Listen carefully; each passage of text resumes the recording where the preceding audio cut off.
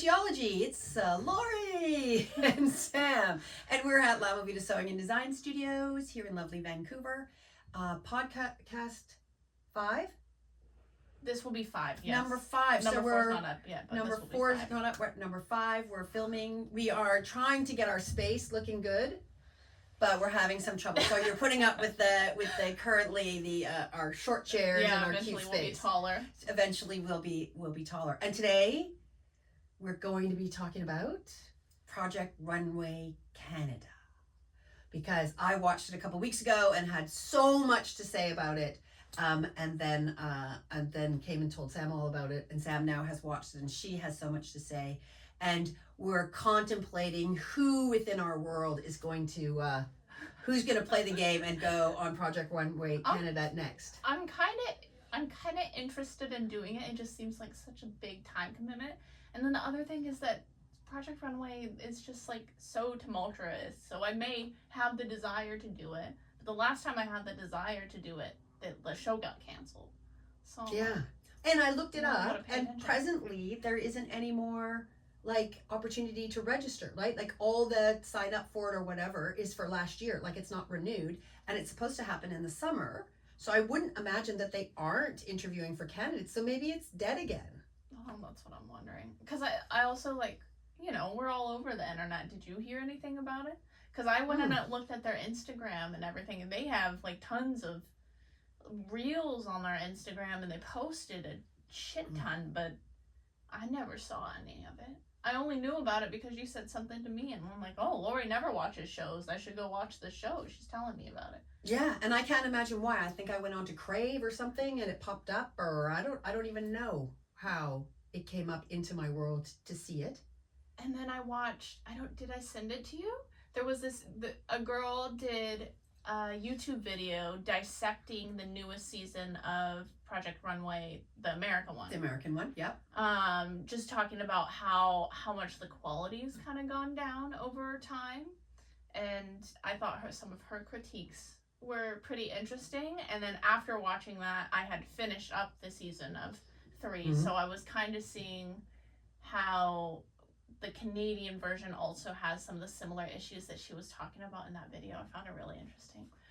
Yeah, well, one of the things that I didn't consider, and maybe you're going to get into some of this, but one of the things I didn't consider, which attracted me, was I didn't realize how long the shoot was. So even though there's only 10 episodes, and they play it like they're there every single day, right? Yeah. They're like, we're doing one another. And you think, okay, 10 days, 10 episodes, or they're 2-day challenges.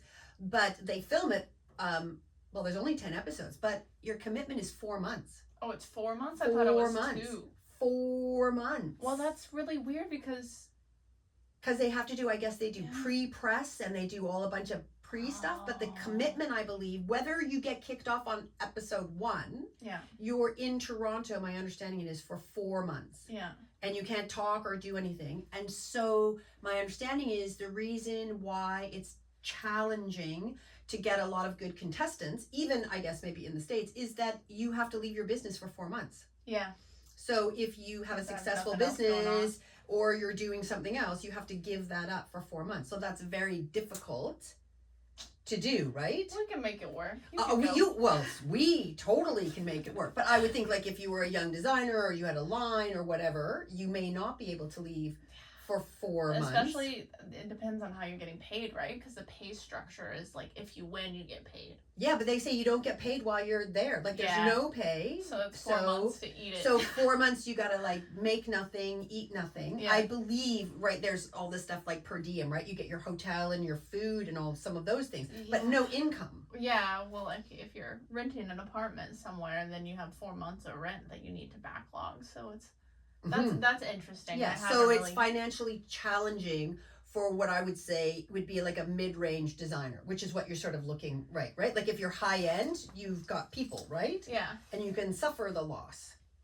And if you're starting out, maybe you give up your apartment and you go live free in Toronto for a while, right? But that mid, right, where you're relying on your income from your business, or continuity if you're sole proprietor of your business, right? You're a designer and you're just making your own line or clothes. You have to give it up for 4 months, which could be prohibitive. They probably restrict how you're able to talk about it, because I would be really interested to hear from the contestants what their experience is like. Cause oh yeah, I'm positive you're not. They can't. They say, well, I know within the 4 months you're not allowed to do anything or say anything, and that's why you can't leave. Because if anyone finds out you're not in Toronto or you're not in the studio, then someone's going to let it know that you've been booted, right? So I don't know how sequestered you are, because supposedly it's got to be this big secret to who's there and who's not. So yeah.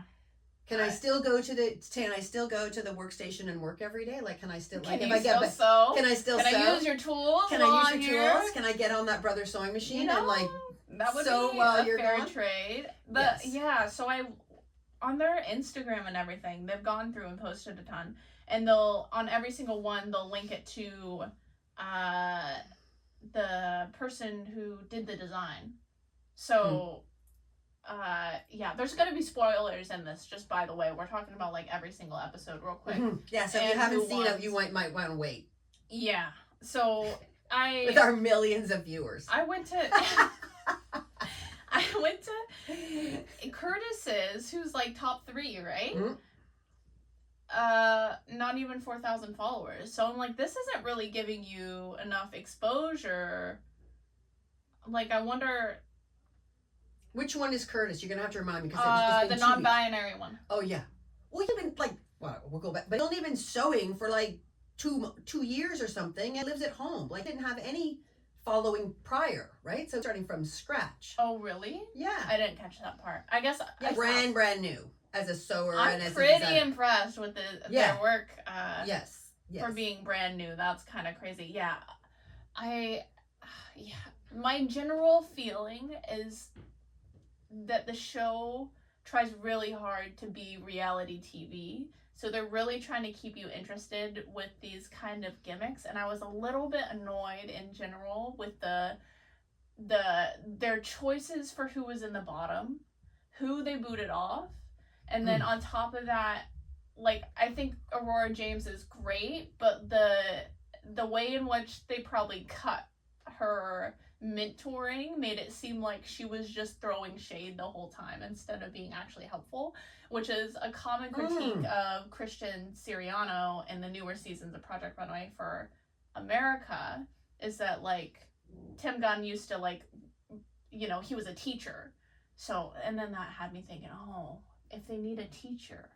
Anyway, so sometimes when you're mentoring, she is a creative director, but I'm never sure if the criticism is like actually pointing the person in the right direction or like demoralizing the person. I get a little nervous, but maybe that's my teacher side. Yeah, well, I don't know that much about her, right? So I guess that was my concern, was like, is she really knowledgeable enough in her field to be making these kinds of criticism? Where I always felt with Tim Gunn that he was. Yeah. Like, he was older, he had years and years of experience. Like, I would have liked to have seen Jeannie Becker, in my opinion. I love Jeannie Becker as the mentor, thing, right? Because she's been in fashion for so long and has seen so much. And this young person is more of a contemporary and not that sort of long-term fashion history that I would have appreciated. So I think, like, and even some of the contestants said, like, when she was making comments, that they were taking them very seriously, and appreciated her criticism, where I don't know whether the mentor was worth it. And I think that's the problem with Christian Siriano, is that he had to step into Tim Gunn's position, and he just sort of was a little bit snotty in his critiques, where Tim Gunn never came across that way, because he just had that expertise. Even when he was, like, really critical, right? Make it work. Like, he was being very critical, but it seemed to come from a history of fashion and a thoughtfulness and a place of discovery. I don't know. I just appreciated it and then Christian Siriano, I guess, I mean, they like him very much, but I just don't know whether or not he has the scope of knowledge in the way that Tim Gunn did. And then this chickie. Yeah. Did she give any critiques for anyone that I was gonna say, did she give any critiques to anyone that took the criticism and then died because of it, performed poorly because of her critique? But then I was thinking the opposite is that she told the cowboy girl Yeah. to take the ruffles off the pants. Yeah. And and she wouldn't. Yeah. And then everyone hated that part and said if you'd taken the ruffles off the pants, you would work. So in that one instance, I remember like she gave pretty good advice, or that the advice that she gave paralleled with what the judges said. Yeah. But I was trying to think of, was there any other situation where she gave advice that did not pan out? I don't want to get too ahead of my house. So let's go episode by episode real quick. And I'm going to put the picture up on the screen, but we are looking at it here on the iPad. The first episode that they did was the unconventional materials, which they used denim.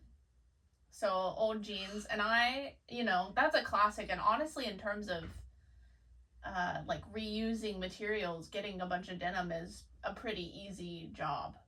Oh, it was like, yeah, that's what do you call it when they give you a freebie? Yeah. Like that was a freebie. It was a nice way to start. It was a nice way to start. Like you're talking very popular upcycling ideas. You're talking about fabric that's great to use. I mean, there was nothing, I couldn't think of a better one. Like if you said, give me some upcycling to do, and then say make a dress out of this whole suitcase of jeans, go for it. Okay, so we're looking at these. This one's Curtis's. Who was this? Delane. I did not like this one. I'm totally for putting a man in a dress. I love a man in a dress, but I just we need a different silhouette. We need to test the waters of what a male dress looks like. This one's Little Feather. I love this one. I thought this one was really interesting, but it didn't change the garment a ton. Like it was definitely an upcycle. This one I hated. Oh, what is that? Cats? Yeah. What are you looking at? Okay. I can't remember. I can only remember like 5 of the designs, so I must have. I'm like not remembering. Yeah, these are all of them. Well, some of them aren't that memorable. Yes, that's true. But I guess what we were talking about, or what I was saying, was like if you're going into these competitions, then and maybe because there's so few of them, this isn't sort of like a general knowledge, but you're going in with all the ideas already in your head, right? And this is what we're talking about. Like you're going like, this is my main silhouette, this is my perspective, this is my point of view, and if I have to make an evening gown, I'm going to make it look like A, B, or C, right? And if I have to do, like they all know they're going to do an upcycle, right? And the first one, and in the first project, they always say, show us your personality, right? Yeah. So you go into the competition like, I got to show my personality, I got to show my brand, and I got to make something. So you're in your head, you've already worked out like 3 outfits that you're going to make. Yeah. Right? So you already go, I'm going to do A, B, or C outfit. So if it was, I don't know, if I'm ball gown girl or whatever, I got 3 ball gowns that I'm going to do. And if they want them fancy or casual, and then I'm going to take the fabric that they're going to give me and I'm going to work it. I get trying to min-max it, and I do think you can go in with like a certain level of preparation, but I do feel that that's kind of what Charles did, and he did get to top 3, but I just was so bored of seeing Charles's work by the end of it, because you have a very clear design vision, but then they look for you to kind of like challenge yourself.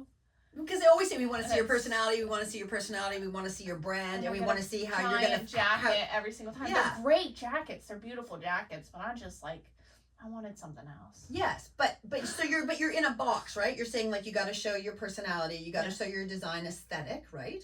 And then we want you to go outside your box. So if you keep doing the same thing over and over, then they say that's not good enough. So you're like, but that's always like, maybe we haven't had Project Runway Canada for that long, but you've watched every season of the US one, right? So you know what you're coming into, what you got to do. You do. So I'm just, guess what I'm saying about this denim challenge is that they filmed it looking like people were going like, I don't know what to do, and I don't know what I'm going to make, and I don't know how to do this. And I'm like, you were given you were given like the best fabric, the best challenge, show your ideas should have been already like 1 of 3. And so to fail so spectacularly on this. So Naomi's the one who went home, and she was the one who was fresh out of, where did she go? Ryerson? Mm. She was fresh out of school. So they sent her home for this. I wasn't as mad at this as I was at, like, oh, what is it? Like this one? Oh, whose is that? Nina. Where it was just like a plain, and like it was fine, but it didn't fit. And then this one I so didn't get, but I guess at least there's design there.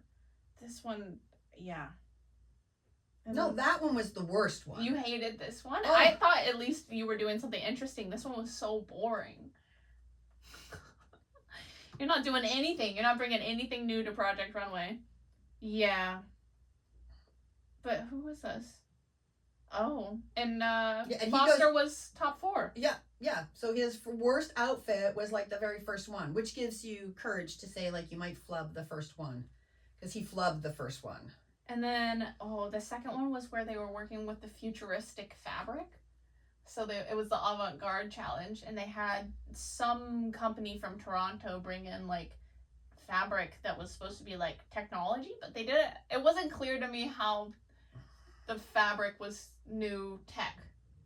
It was just kind of different looking. And they had to work in teams. They had to make a collection, didn't they? They did have to work in teams. This was the team challenge right off the bat. Yeah.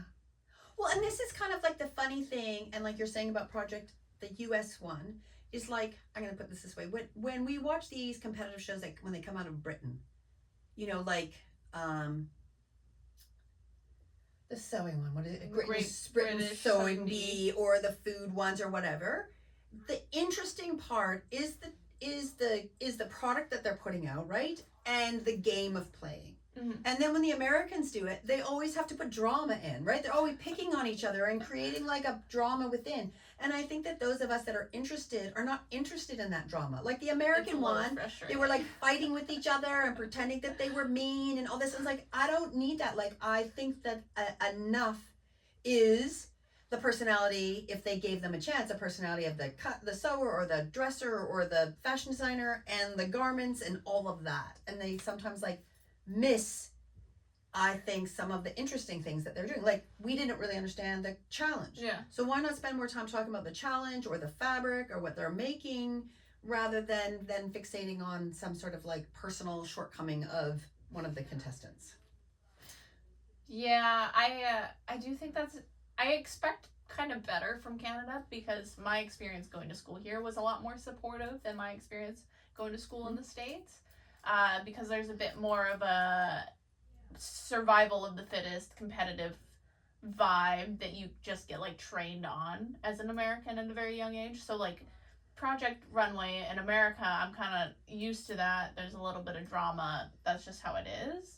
I found Next in Fashion like a bit more appealing because they were a lot more supportive. Mm-hmm. And I was expecting Canada to be a bit more wholesome, but it was just some of the same. Yeah, but I guess, not that we're jumping to the end, but they asked the 3 finalists at the end what was the best thing about Project Runway, and each one of them said the relationship I built with the other contestants, and that they're friendly and nice now. So I don't know if that's a Canadian thing, but that's what I would expect to happen. Like, if I got to go on the show, I would think like, I'm about to have a relationship with 10 people that I probably admire, or we have lots in common. I wouldn't imagine going like, I'm gonna get you and talk about your love life behind your back and unthread your sewing machine and fuck with you, right? I would think that you would be, anticipating that you're gonna meet some really interesting people at least. Yeah. So I think the Canadian one was more that way. But I think as you're producing a show, like the Brits don't go after each other. Right? Like when they do the Great Canadian or the Great British Sewing Bee, they go out for a cup of tea and then they all chit chat, right? And then when someone gets off the show, they hug and kiss them and they all cry. Yeah, they definitely had some moments of like hugging the contestants too. So it was, yeah.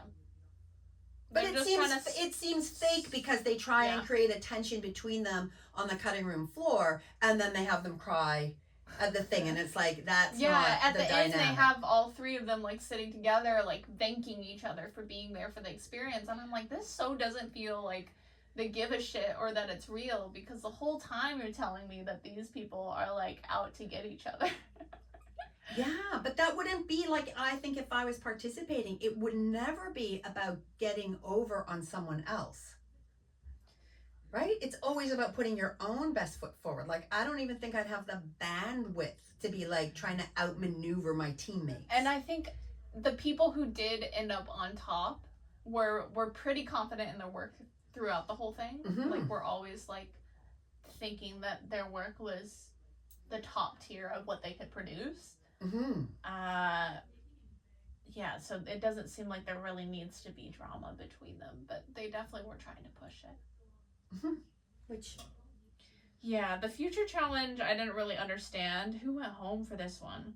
Oh, no one went home for this one, right? Because it was the team challenge, so right away they put it so that no one goes home. And there's still 11 of them. how many do they start out with? I thought this one was rough. I thought it was 10. It was like the whole outfit. Kat was in the bottom. How many do they start off with? They start off with 12. Okay, and can I just say, I'm just going to say it. It's like, not good design. Like, even though you got the fabric as a challenge, Yeah. like, what are we talking about? Like, this is ugly shit.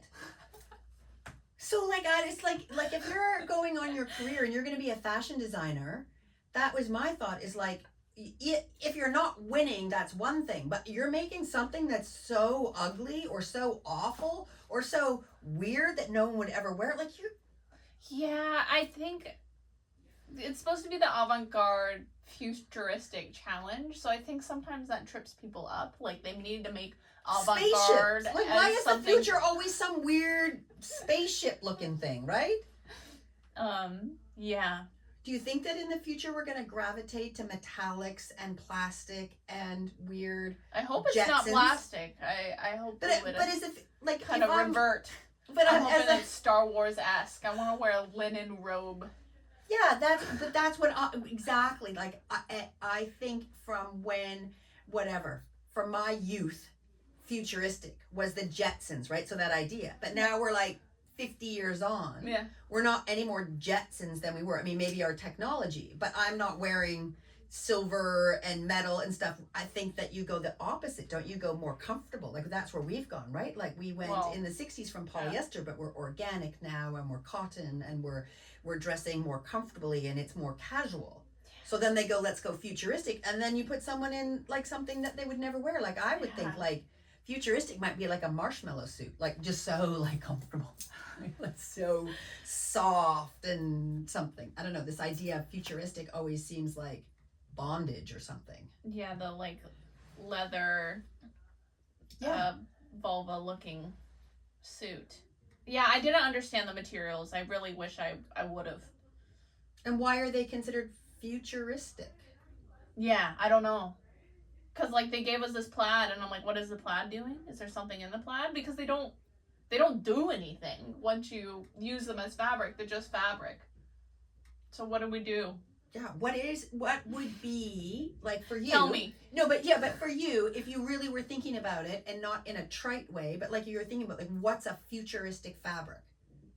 Right? A futuristic fabric would be like a fabric that is good to the environment, that's low water, that's low toxins. It's like, organic, or it's fast growing, or it's recyclable into a food product. I don't know. Like, that's the idea of futuristic. And they always give us like plastic, right? Wasn't there one of them like that? One of them was like kind of plastic. Yeah, it was straight up plastic. So people were like cutting it out and using it as like melting it with plastic. And I'm like, wouldn't the idea of a futuristic fabric? They got to do the upcycle challenge and the future avant-garde challenge together, because that's where I would see the direction going. Like, are we gonna hit the point? This is a whole other conversation. It could be a separate podcast. But are we gonna hit the point where we're not producing textiles anymore? I would hope so, because there's like, we got trash heaps of clothes. So why wouldn't that be the future turn? I don't know. Yeah. And then there's always the conversation at every single Project Runway. There's always costuming. Does that bother you as much as it bothers me? Because I know there's a line of it being like too costume. Like, you're not. I don't know. I just didn't like the critique on Leland's work being costumey all the time. Cause I'm like, what if that's how I dress? What if I want to look a little weird? Isn't that fashion? Isn't that pushing the boundaries of what we wear? You want to see me in a suit all the time? I will, yeah, no. It's a fine line. Like, I want everyone to push the limits and the boundaries and stuff. But, like, his final one. It's okay. What is it? What was it? The bagpipe thing? I love the bagpipe. Right? But there's, like, a thing there, right? It's like, I think the idea with outfits like that within a fashion show, and we always see them, is to see the creativity and see the length and see all of the irony and all of those things come together. So I think we can always take a bit of costume, and sometimes that outrageous piece then makes the rest of the streetwear or wearable more relevant. Like, you can see the point of takeoff. But if you do put an outfit out and go, this is it, the dragon was a little rough. Yeah, right. Then you're trying to suggest that is costume, and it's not really fashion, and it's not meant to be worn in that way. But it can be, within a fashion show, a reference point for lots of more things to come. Okay, the next one is the client challenge. Okay, where they had to do the evening wear for I think it was like L'Oreal Paris was doing some sort of runway for charity. Yes. Do you remember this one? Yeah, but there was the people who went home had like the worst clients, because like they come into it and they don't, which you never do. They don't let you talk to your client before you draw the thing. They have them draw the thing. They have them work a whole day on it, and then they bring their client in. So then they have to change things. I'm like, I get that you're like trying to replicate. What was the thing that they had to do? They had to use the colors of L'Oreal. Oh, yes. So I think it was like black and white and red or something like that. Right, L'Oreal colors. And then I had to do an evening look. And that was it? There wasn't any deficient... What did they looked at their influencers' Instagram to try to get an idea of how to represent their style. Right, because I'm thinking about the American one where they all had eczema or some weird shit, and then they had to like make outfits for people with bad skin, and I was just like, that's so weird. But that wasn't this one. This one was the L'Oreal one. Okay, fair enough. Yes, well so we had to talk about this a little bit the other day, and trying and wish, like, the series is really new, right? So you can't make like a lot of reference. But my question was, if you end up with a undesirable model, can you win? And I don't remember anybody winning who had a model that was outside the box. And not that I don't think those things should be supportive. I'm just saying within the realm of what you're doing. Right? Like, you get 5 models that are all models, and then you get 2 people that get plus size models. Do the plus size models ever win the challenge? And I would say, as far as I know, they never do. I think it's unfair to do it to them when they're not all doing the same thing, right? Yeah, so that's what I'm saying. Do a plus size challenge, and everybody gets a model that's plus size. Or let's dress... I think it was season 21 of Project Runway where they started introducing this. And in one of them, they do like people with disabilities. So you're designing for the person with disabilities. I think, if I'm remembering right, it's been a long time since I've seen it. But I think that's really great. But yeah, I totally think why would you not have everyone do it? And then it's a little bit inconsistent for me because they they do it for real bodies in this one, but for the most part, they're using straight size models for the rest of the season. So it kind of feigns inclusivity, but you're not putting a through line through the whole thing. Yes. So that's my point. So when we're using these influencers, did not the designers that got more conventional bodies do better than those that got more? None of these models look like they have that weird of shape. It's mostly you know, the Kim Kardashian shape is the furthest you get, which is pretty easy to sew for because you're just hippie. Like, they're all...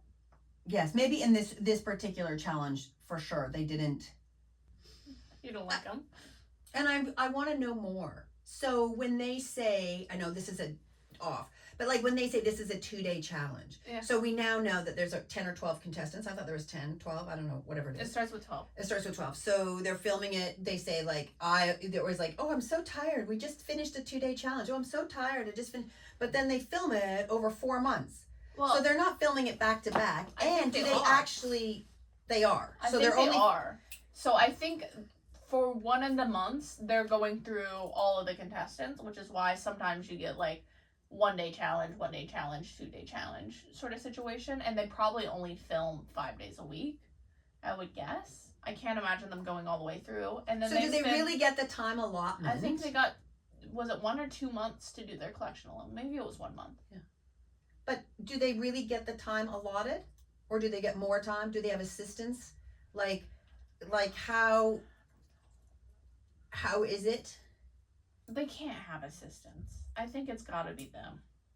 I know one of the American shows that they did said that they, one of the ones that came in and was doing a design challenge, that none of the designers were able to sew, and they had to bring in a whole sewing crew, and that all of the designers all had seamstresses and sewers making their stuff because the show was going to fall apart. I can't remember which one it was, but the show was going to die because none of the contestants were able to sew or meet the challenges of whatever. So they brought in seamstresses and stuff. But I can't believe they all can sew. I mean, maybe we don't see it, but I'm surprised that some of them can sew as well as they do. Yeah. Because lots of times fashion designers aren't necessarily good sewers. I think that's what Project Runway is betting for, though. I would hope. Like, that's the whole purpose of the competition, is the sewing aspect. You can't really film them otherwise. I would expect it that when they're going through the application process, they're making sure you know how to operate a sewing machine. Though some of them had way better sewing skills than others. It was really funny to me watching them work on domestic sewing machines. And then some of them were working on industrials, which is true to my experience when I was in design school, because some people were really scared of the industrial machines. But I just, like, I can't imagine trying to get an evening gown through the Singer heavy duty. Yeah, but like those couple of students or couple of contestants that had just graduated from design school would have had so little experience on industrial machines. Well, I mean, know. A 4-year at Ryerson, you don't think... They relatively speaking, not that much, right? They are, but like that's only a couple of years with a couple of outfits, right? Like some of them, that's what I'm saying. Just came out lost. Yeah, some of the sewing skills weren't the greatest. And then, the next one was episode 4 where they had the Joe Fresh challenge. So you had to take one garment of Joe Fresh and make a transformation outfit with the Joe Fresh item staying as is. Which I guess is a nice way to incorporate your sponsor, but I thought it was so funny that they had to then be like, oh, I love Joe Fresh. Like, they really have to talk positively about their sponsors. I'm like, I'd never have stepped foot in a Joe Fresh. Yeah, right? So you might not even know. Lots of people might not even like, you have to sit there and go, I love Joe Fresh, and then be like, but I've never seen it before, and I've never purchased it before. And so they were all basic items. Yeah. Right, but... And Little Feather went home for this one. Some of the transformations just weren't that good. But it's kind of restrictive. Well, yeah, because when I look at some of them and I go like, that would be so far. Yeah, like we're just looking right, the little striped set sweater. Like that would be so far from my aesthetic that it might like really, I mean, not that it would, because I'm great, but it might really stump you. Yeah. To really be thrown by what would you do? And then this one, I remember Maya did the robe, right? And then did that as the transformation. And then they didn't like her robe. So everyone on the judges panel was like, this robe isn't good. We don't like this. And then she was pissed taking the critique. And I'm always tickled when someone's like on a reality TV show and they're getting critique from who's supposed to be their superior and they have like a negative reaction to it, because I'm like, brother, that's the show. Like, Yeah. they're gonna trash your things sometimes. You gotta take that and go with it, because you're, in a way, you're working like it's your clients. You're trying to figure out what they like. You gotta make them something they like. Yeah, but like when they're doing their pre-prep for the show, Yeah. right, and you're getting everybody ready, they're going up to someone and going, we got to know you a little bit, this is your personality, so we want you to be contrary, and we want you to like make a fuss on the runway. So every time they give you a criticism. Oh, so you think that's staged? So I think a lot of that is staged. Like, you're always going to be demure, you're always going to be this. Like, I think they tell you to play into your personality. Yeah. Because there's always somebody on the show that talks back to the judge.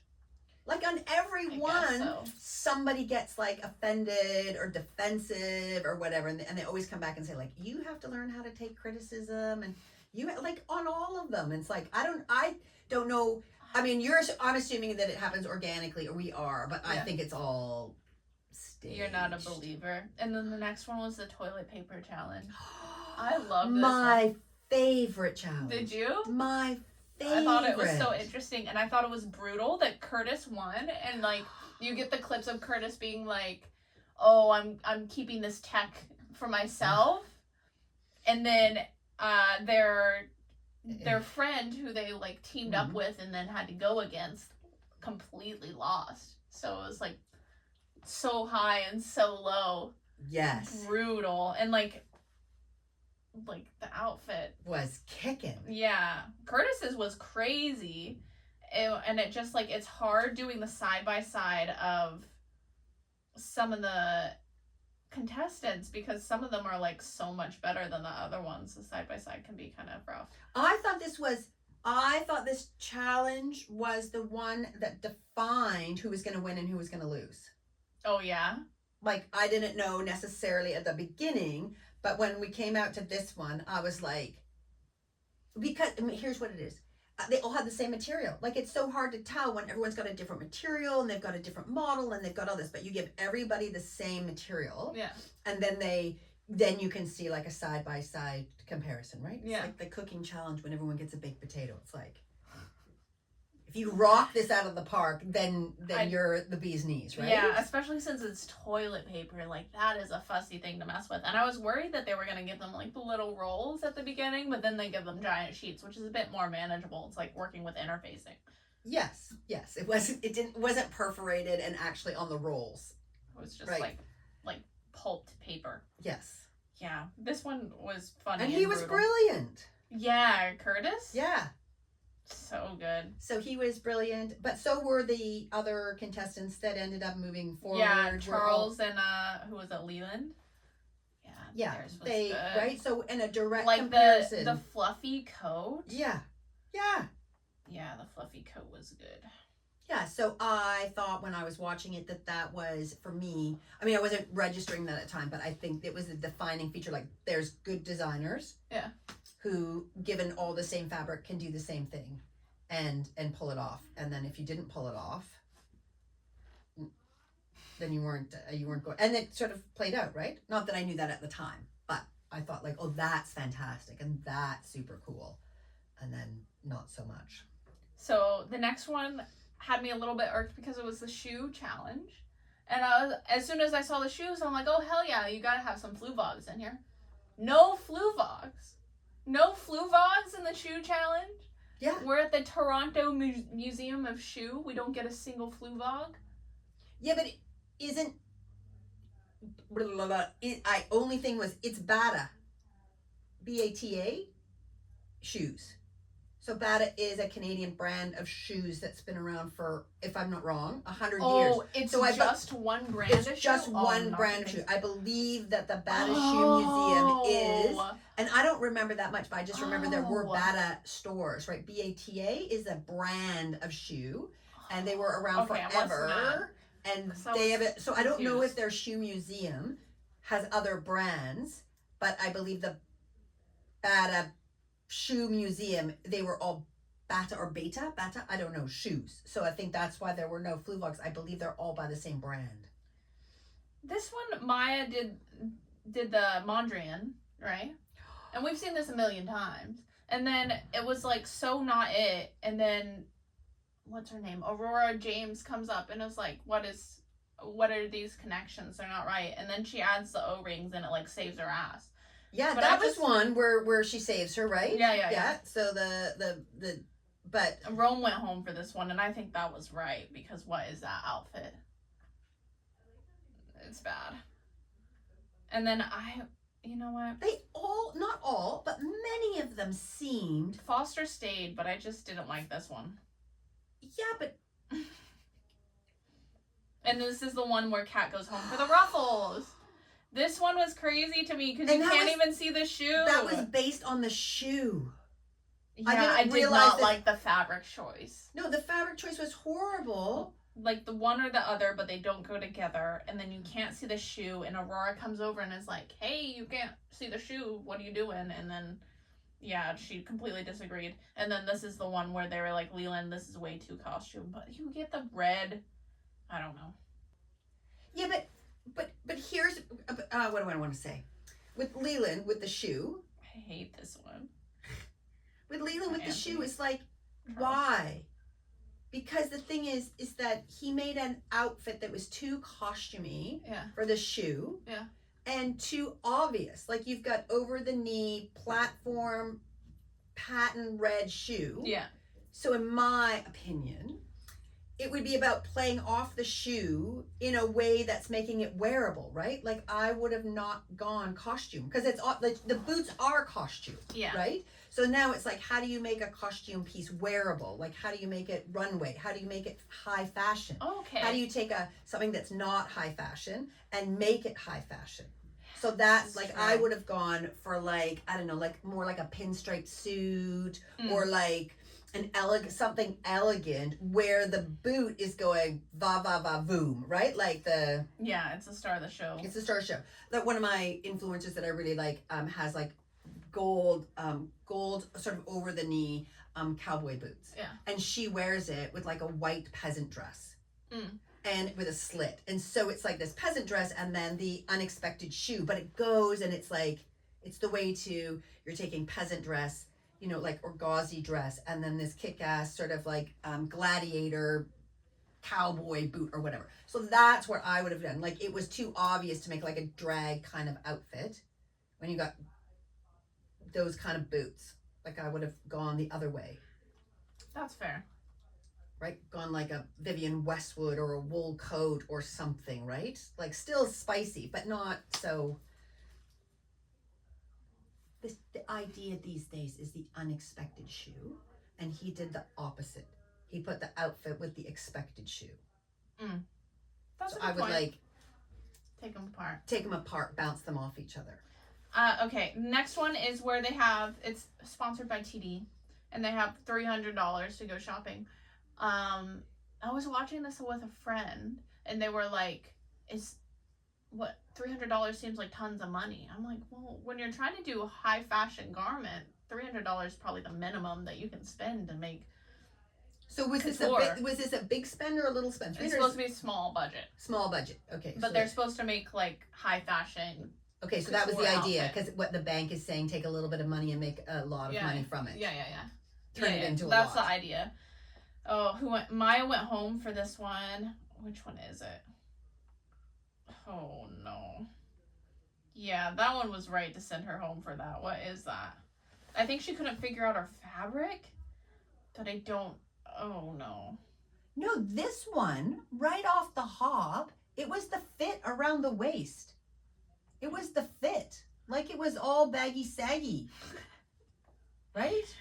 Like, it didn't make any sense. I remember it being so ill-fitting. It was like kind of a sweatery thing or something. Yeah, sometimes, and it tells you a lot about what they know, because I felt like sometimes they didn't know how to choose fabric. Like, why would you choose that fabric for this project? Yeah, I think it was right to send her home for that. It was rough. And then, but like, even then, don't you want to go like, I wish... Because we're just so interested. I wish they would go back and interview them and go like, why did you choose this fabric? Like, what was your vision? How far off did it go? Like, what were you thinking? Well, because it's just like, it's not high fashion. It's not current fashion. It's like something out of like what, right? Like, where is your perspective? Yeah. Like, because you got to look at like the public's looking at it, like watching the show, but the panel's looking at it. Yeah. So it has to be relevant somewhere in our collective current consciousness. I think sometimes you just flub it. You just like screw up from the start and then you're screwed. So all of my fancy talk reminds me of the dress that I tried to make for our frocktails. Oh yes. So that's where my compassion comes in. So I saw this dress that I really, really liked. I was going to recreate it, but I wanted some changes. I was going to make it for me. And I remade the dress as inspiration. And I had my full vision that it was going to be great. Like I had it in my head. And then I made this change and that change. And every change that I made it worse. Like it was, anyways, the dress that I spent hours and hours on was so so ugly and so far from what it was supposed to be that I now, like maybe that was it, right? Like it didn't fit. I thought, oh, it'll be nice if it was a little bit lower. The minute I took the waist a little lower, now I've got like peasant. And I wanted the sleeve a little bit poofier, and then the poofier went like wedding dress, bridesmaid. And then I was like, oh, I want the front to be square. And then it was like, well, that doesn't match. Like it just went like boom, boom, boom, boom. From drawing, from original inspiration to the final dress was just horrendous. Big talk. So maybe on some of these where I'm giving them a hard time, like, what were you thinking? Sometimes maybe a little bit of like, I'm not sure how much you know about fabric. Why are you choosing that? You just like the way it looks. Oh, we gotta wrap up. Okay. We're going quick through these last ones. Yeah. It was supposed to be like an evolution. I didn't like Charles' skirt on this one. This one was fine, but they really made it dramatic in the show. The skirt not going right and everything with Foster's outfit. But it looked fine when I was walking down the runway. I'd be interested to see it up closer because they used a lot of pleather throughout this entire season. And I'm just like, it's so hard to work with. Why are people choosing pleather? And then the final runways had me like aghast. It was very obvious that Leland won and they put him last. But these were all... Sorry? You thought it was obvious that Leland was going to win? On this one? When they went down the runway?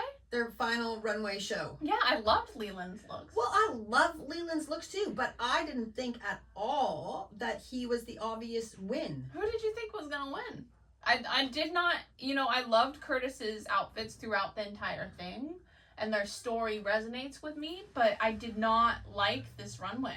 Well, so that's what we're jumping ahead, anyways. But yeah, that was the thing, is that Leland's outfits throughout the show were my most favorite most often. Yeah, and I think he flubbed the final runway. You thought it was bad?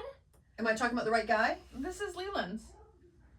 No. Sorry, I'm talking about the other guy, the young guy with the you liked Charles the whole time? Yes. Sorry, I'm gonna go that. So with Charles, is that right? Charles is the Asian one. No. Vietnamese. No. Curtis. Okay, there we go. Okay, so we're on the same page. We both didn't like Curtis's work. So I thought Curtis's work was the best work throughout the competition. The tissue paper dress? The toilet paper dress. And over again, he was diversified. He was talented. He was young, which was interesting. He was fluid in his gendering and those kinds of things. His reference to history and his skill, because he hasn't been sewing that long, all was super great. He talked a lot about how the competition was transformative for him, and so all of that was super good. And then he flubbed the final show. And his outfits were worse. This is a little bit of like, I wonder what the runway would have looked like had Aurora not like stepped in, because I kind of was concerned that she was like sabotaging, because there was a lot of focus on like Aurora trying to balance out whatever Curtis was doing. and I wanted to know what the original runway looked like, because I was really confused once this came up as to how we got this from all the revolutionary looks that we got prior. Yes, so that's what I meant. Like, he was the biggest stunner. Like, I thought he was gonna win. Yeah. Because I just liked his stuff so much. I agree. And then, like, she was arguing with him at the end that he couldn't put his knee pads in and stuff, and I'm like, you should have just let him go for it. Like, yeah, I want to see what you're thinking. Like, yeah. I don't like. I understand her interjecting throughout the rest of them, because you're Gordon Ramsay. You're trying to like get them up to snuff so that they can battle it out. But I think when they're starting to battle it out, you gotta like see who can really fly without you. Mm-hmm. So I was kind of annoyed at her near the end of it, and I liked Charles's looks for this, but I don't know, some of the fabric choices weren't my favorite, and then it was more of the same, which is just his thing. That's okay. I don't. Yeah, but I thought that I love this pantsuit situation. I thought that they were two-faced. Like, he was a split personality. He did those big puffy sweatshirty, big giant size streetwear stuff, and then he did the sort of demure silky stuff. Yeah. And I was like, I don't understand your perspective. Like, it seemed too far in a small collection. I thought they were too far apart. And I didn't like that they let them come up at the beginning, because Charles has got his story and everything, and everyone who has to go up after that, Charles like cried on stage. How are you supposed to tell this story about your path to gender expression when the person in front of you was crying about their family? And I'm like, why are you letting them get on stage and tell their story? Just let the clothes. I get that it's TV, but that also was like, I don't want this. I just want to see it. Yes. Oh, they've found me. Yes. So when the runway show came out, it was obvious to me who was going to win. Yeah. And I thought that the outfits were fantastic. Yeah. But it wasn't who I expected to win going into it. Yeah. And so that part was a little bit shocking that what's his name? Curtis? No, not right now. We'll be out in a second. That Curtis flubbed it. I don't know. But I also have a general opinion that, like, I don't like it when people constantly send black down the runway, because you can't see the details in it. And I think that was kind of it was. Well, because some of his more spectacular work earlier was not in that color, right? Well, the white let you see everything, right? So you have to show off your work. So maybe it was just the coloring, but I don't think you should ever send black down the runway, because you can't see all the details, and especially with Curtis's work, which has been historically very corseted and intricate. All of that detail. And the look before, where you're using all the brocade and different colors and the different textures, I'm like, where did we get? I don't know what happened. Yeah, so he lost his way. He went home and lost his way when he did his collection. I don't know. I would like to liken it to Aurora, but maybe that's unfair. And speculation. Yes, I don't know. So Leland winning was pretty. Love the bagpipe dress. That runway was really exciting. Well, yeah, because it was all of the things. It was creative. It was somewhat wearable. It was showmanship. He was so lovely, like you wanted him to win. But I did not think going in that he was going to. And I don't think earlier in the show his looks were not at all dominating the show, right? No. Like, at all. So he was a bit of a dark horse at the end to come in and really pull off that collection, which I think is kind of interesting. I know we're going over, but because working on the fly and winning those shows in that doesn't necessarily represent that you're the best at what you can do. Yeah. Right? So like, even like the cooking shows, right? If maybe you just can't compete in that environment, but your product is really signing up to do that. Yeah, but I mean that your product in the end, so that final collection is more of a reflection of what you can do. Yeah. And so Leland pulled it off, that this is what I can do, and that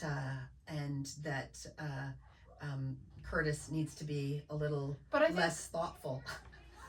Well, maybe you need to be in a pressure cooker. Right? But it's also like Leland, when Aurora was coming up, being like, hey, I don't like this dragon look, the bagpipe is a little bit much, that sort of thing. like Leland restructured the collection so it went out in a different order, but didn't remove any of the things that were going along with it. I think Leland probably had a bit stronger tendency to stick to what he wanted to do, and I was worried that Curtis was trusting so much in the opinion that they maybe didn't represent what they actually wanted to do. Yeah, well, and that's what I was saying, is that maybe within that environment, that competitive environment, when he had all those other fashion designers around, really pushed him to do what he did, and that maybe going home, because he lives in a small town, that maybe it just wasn't, he not relaxed, but he reverted, like he didn't have like the criticism, he reverted to something that wasn't as great as it had been. Yeah, and then his mom, when Aurora came, made some sort of comment about like making sure that it's like, you know, dialed in and a bit more minimalist and this sort of thing. And I'm like, I don't want to see it dialed in, but maybe that's just my personal opinion, because I don't like it when people are dialed in. Yeah. So maybe it was the mom influence going on in the background of being like, you gotta be more calm and tame. Yeah. But whatever was happening within the program, he was doing great. And when he left and came back was something that was less than where he was at. Yeah. During the show. Yeah, don't like it. Anyway. That's it. I guess we're kind of running out of time, so you can maybe I'll zoom out and give the little outfit. Do you want to talk about your outfit? Sure. Do we want to stand for this, or should I? Yeah, can we stand for this? Yeah. Okay, so I always do this, but I was telling myself I wasn't going to say this, but I'm going to say it. So this is a suit that I have. It's really fun. It's got a diagonal back on it. It's got tail things on it. So it's really interesting. Of course, once again, it's Zara, which, you know, I'm bad about. And the matching pants. I have but what I was going to say was, like, the suit was super expensive, and I wanted a matching suit because I have coordinates. And it was, like, so dead cheap that I love it now, because I think the whole suit was, like, super cheap. Like $17 for the jacket and $12 for the pants. So it was 80% off. So I love it. And then underneath, I have my Blondie t-shirt, because, you know, little rock and roll suit and whatever. And I got my platform sneakers on. So and cute. They're fur lined. And this was my other deal, is I got them at the Bay, you know, when the Bay was still around. And they were discounted. And then I had Bay bucks. So I paid $8 for them. But they were regularly like $250. But I love them because they're all fur lined. And so I have pink shoes on. And I think that's about it. Okay, I'm coming over. Now come over. This one's a classic. I do this one a lot. The skirt, which don't look too closely because I have tofu hair on it, is... That's dog hair, by the way, not hair from tofu. No. That's my dog tofu hair, which Lori will talk to me about later, I'm sure. It's I got it thrifted and it fits me perfectly. It does. So I love when that happens. And then my little top is like faux corset. Velvet, and that's also thrifted. And then this belt I stole from my mom. So thanks, Mom. Thanks, Mom. And then I made this forever ago and tore a bunch of holes in it, and it's just like a straight line underneath. It's like not actually sewing. And then my shoes are Demonia. I think they're Vivitas, and I wear these ones all the time. They were my first big shoe purchase. They were like $120 when I first started working here.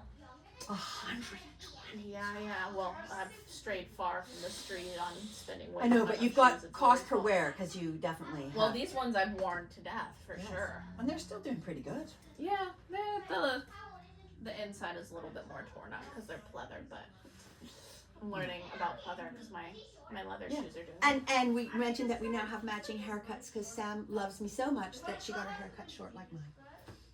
So I can always look in the mirror and see. Which is good.